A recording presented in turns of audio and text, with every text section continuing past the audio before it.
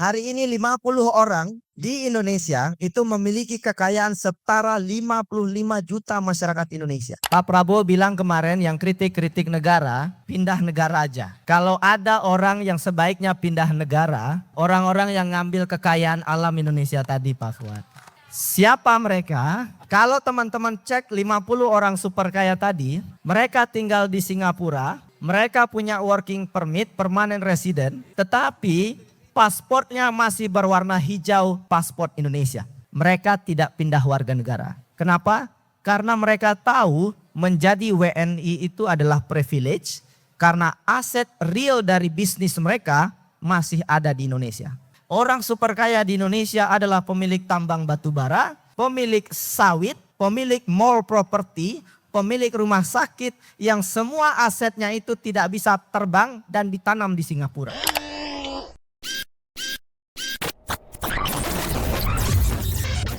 Salah satu warisan kapitalis hari ini yang mungkin bisa kita apresiasi itu adalah penurunan kemiskinan. Jadi kalau kita tarik data 50 tahun terakhir, angka kemiskinan itu menurun. Tapi ada yang tidak diceritakan oleh sejarah ekonomi bahwa kapitalis hanya berhenti soal memberikan makan orang. Kalau kita bicara balik tahun 1900-an, bagaimana kemiskinan itu didefinisikan? Definisi kemiskinan tahun 1901 dengan 2026 itu sama dan tidak berubah. Bahwa kita mendefinisikan kemiskinan itu, kalau orang makan menghasilkan pengeluaran sekitar 600.000 per bulan. Kita semua tahu soal itu. Tapi ada yang keliru. Setelah ratusan tahun, apakah betul itu definisi kemiskinan? Bahkan dalam konteks hari ini, kita selalu bicara soal pertumbuhan ekonomi, 5%. Yang selalu diagung-agungkan oleh Menteri Keuangan dan Presiden Prabowo Subianto.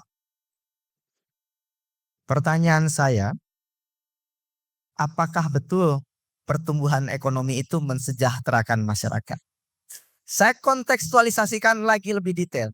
Ada satu hal yang tidak diceritakan oleh banyak orang, dan ini dikritisi oleh Stiglitz, penerima Nobel Ekonomi, bahwa banyak ekonom, banyak politisi, bahkan presiden di seluruh dunia mengidap, ini bahasanya Stiglitz ya, GDP fetish. Kecanduan terhadap istilah GDP dan pertumbuhan ekonomi. Ada satu hal yang tidak diceritakan banyak orang, bahwa jangan-jangan memang ekonomi kita tumbuh 5%. Tetapi pertumbuhan 5% itu hanya dinikmati oleh segelintir orang saja.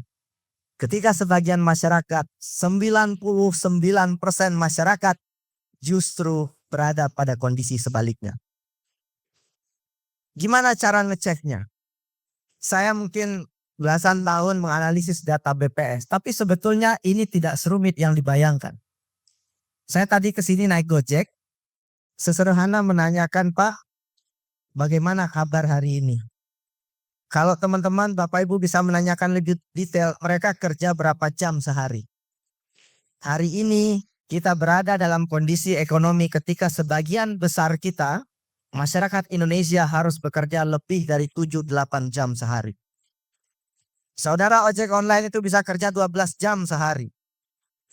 Sebagian besar kelas menengah bawah itu bekerja bangun pagi jam 4 sore kemudian pulang jam 8 malam. Ketika pada saat yang sama orang yang super kaya itu bahkan tidak perlu bangun pagi.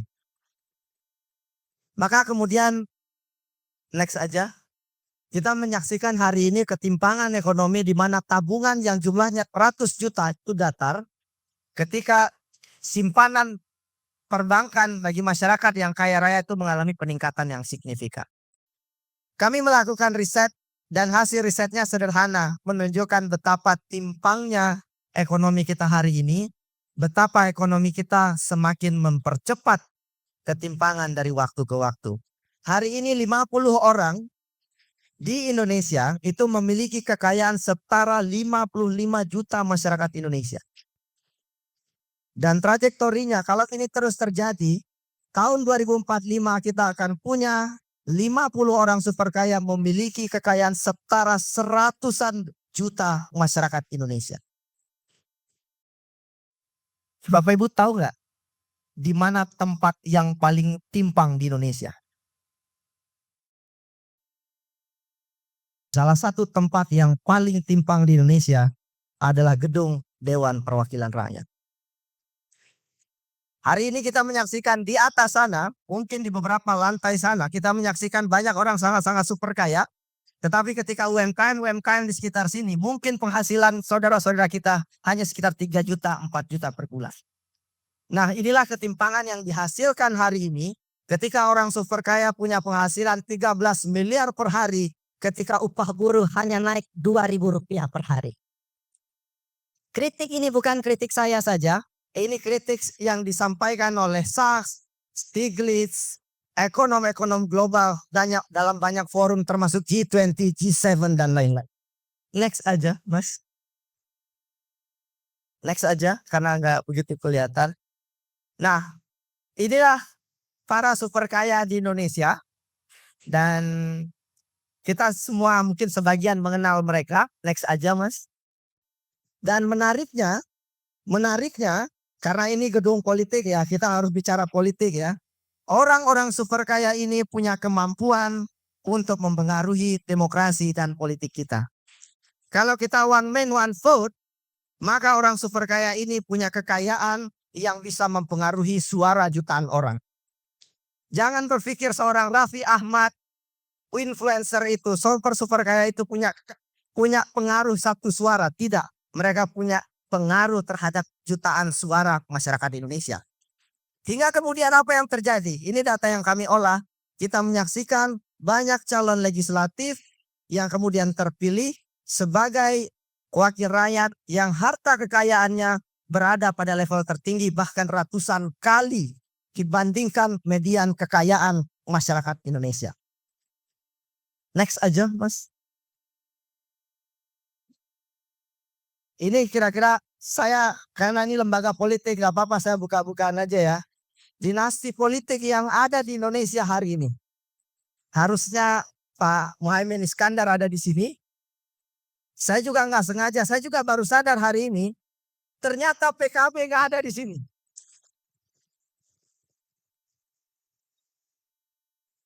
Kita saksikan ada dinasti Joko Widodo, Prabowo Subianto, Megawati, SBY, Zulkifli Hasan, Surya Paloh, Haritanu Sudibyo.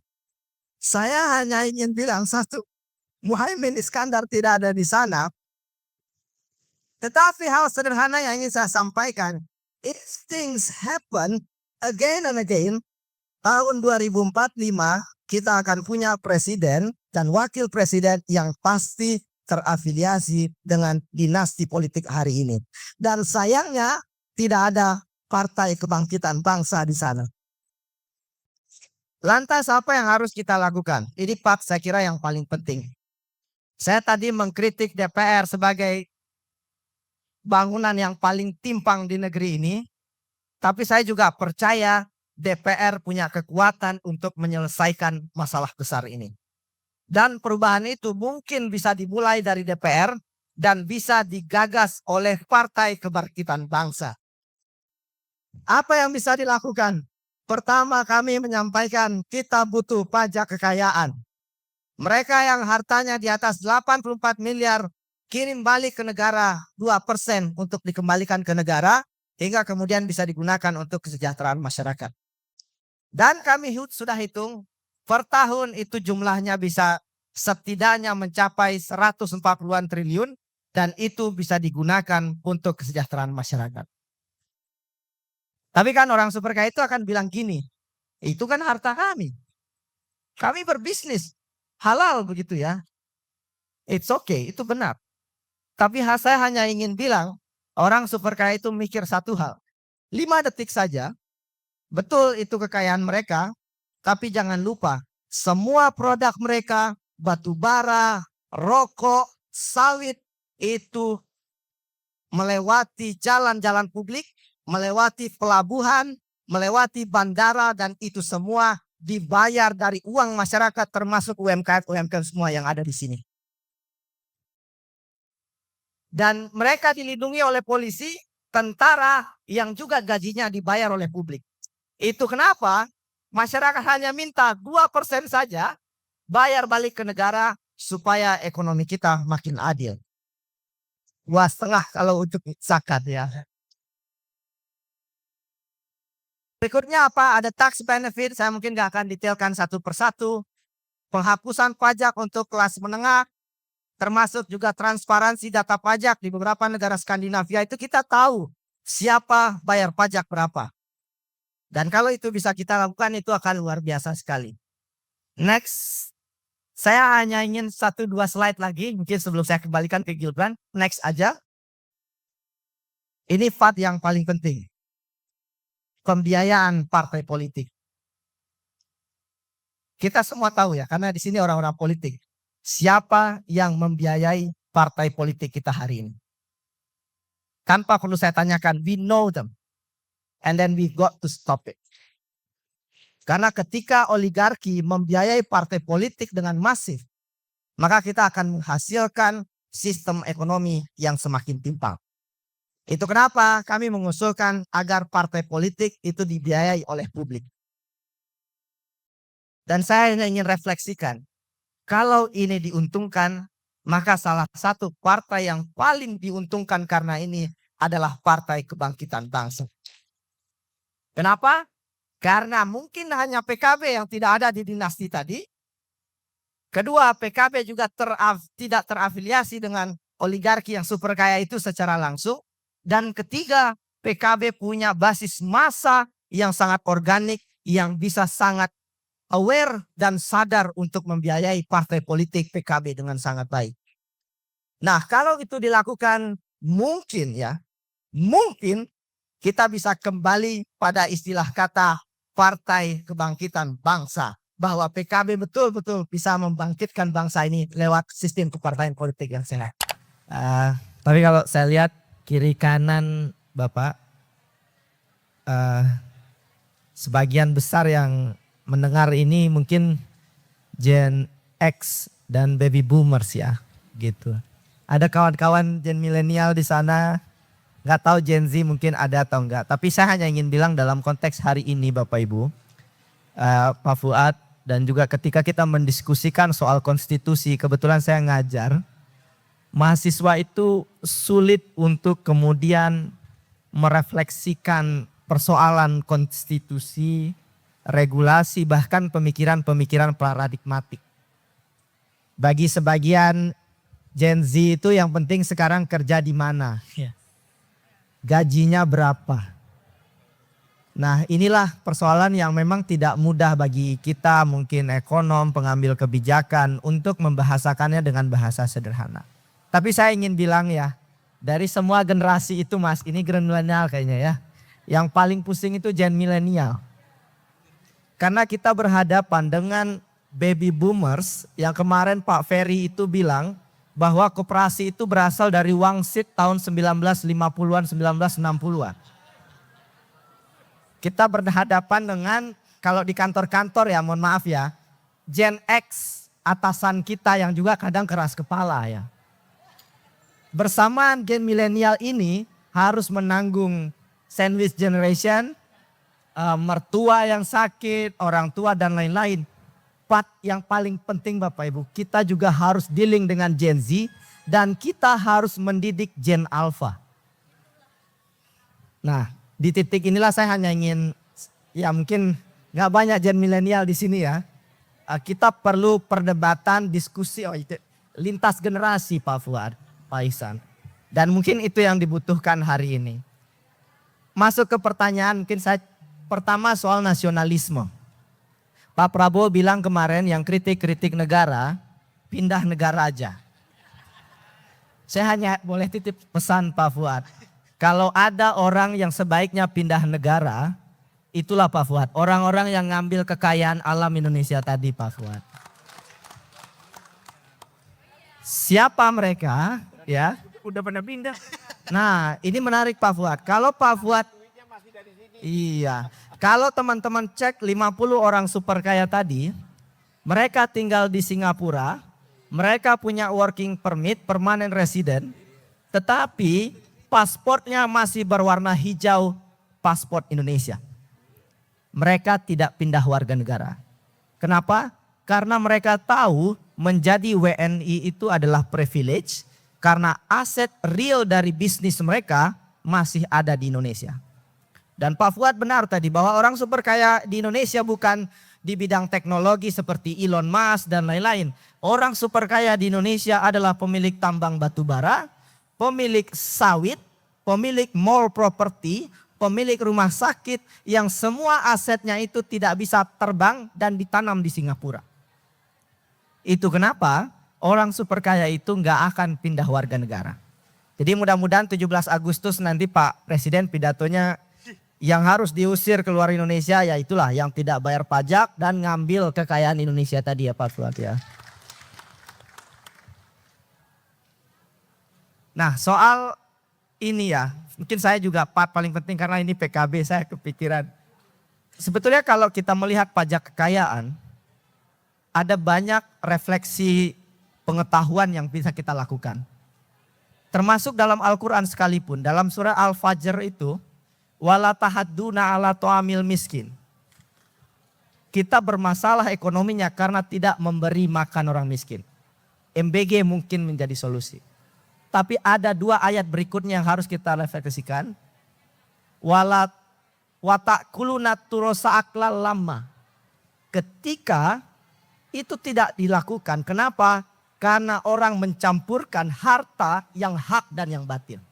Kenapa orang sembarangan sekarang ngelola duit negara? Karena korupsi mencampurkan hak dan batil itu.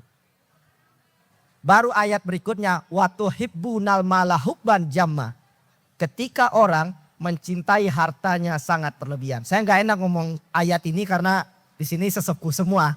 Tetapi ayat ketiga ini menjelaskan sebetulnya bahwa ketika ekonomi kita lebih baik, kita nggak boleh mencintai harta kita berlebihan. Itulah ide pajak kekayaan itu. Kalau ada seorang presiden dari Afrika, Asia sana, hartanya 2 triliun, dorong dong pajak kekayaan. Tahu siapa presiden yang hartanya 2 triliun?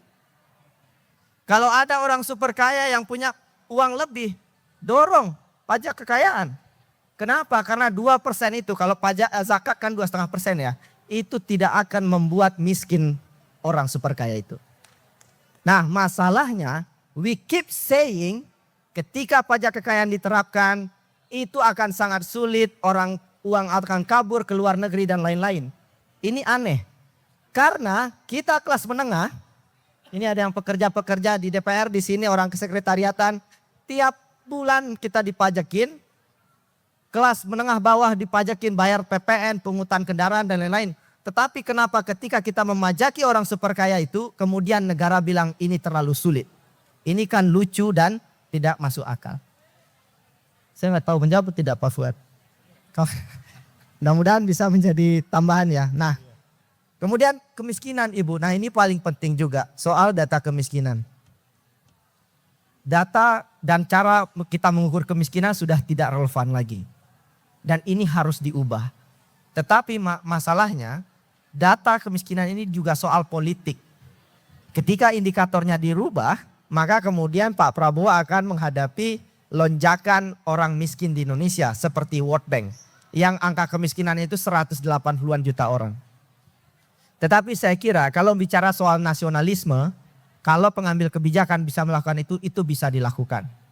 Saya sejak 2014 sampai 2026 mungkin sudah belasan tahun sampai hafal indikator data BPS itu.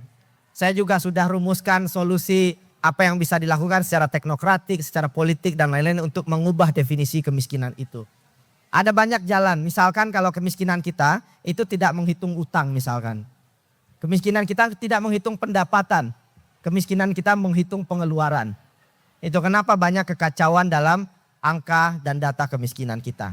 Kalau ada keberanian, saya berharap mungkin Bapak Ibu di PKB bisa mendorong ini akan mengubah banyak hal. Kenapa?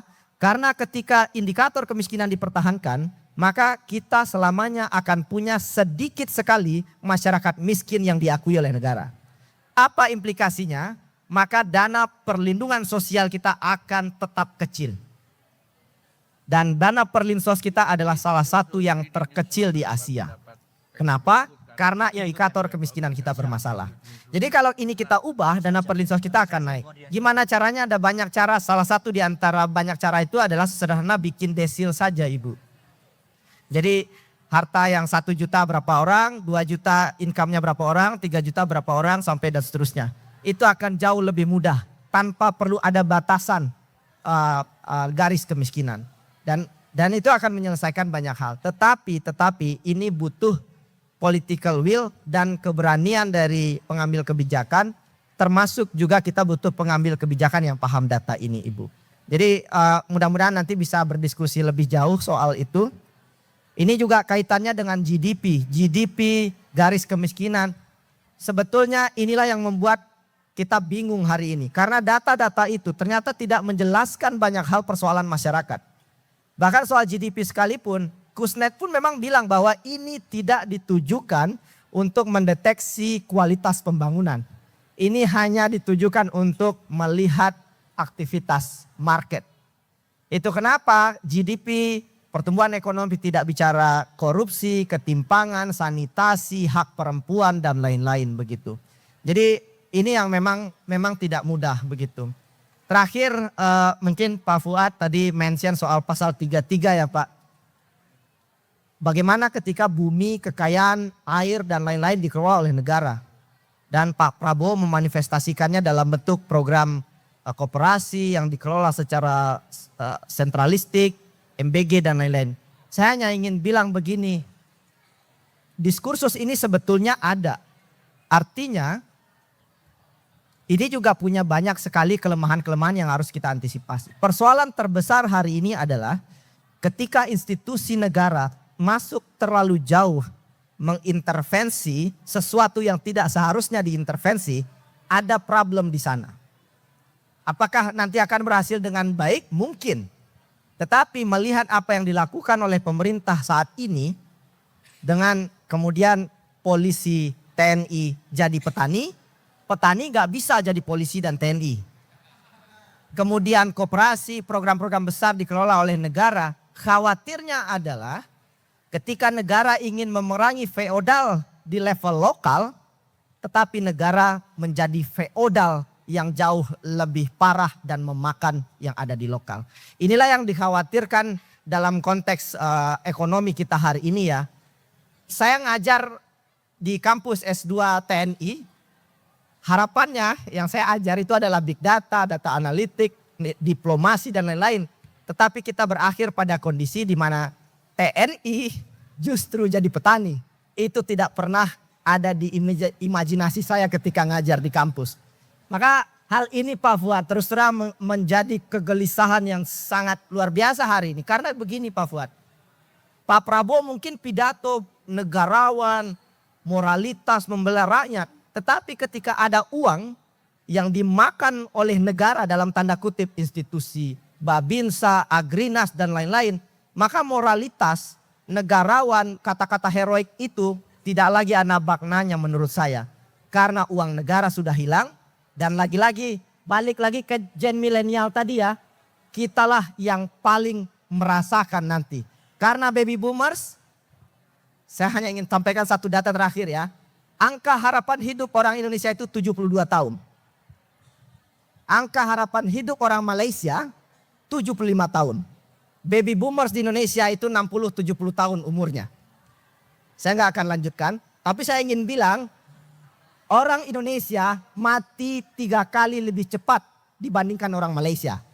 Dan kita gen milenial kita nggak pengen secara rata-rata kalau bisa kita mati lebih dari 73 tahun. Itu sesederhana itu Mas. Kita ingin gen milenial, Gen Z, Gen Alpha bisa hidup lebih panjang lagi. Terima kasih.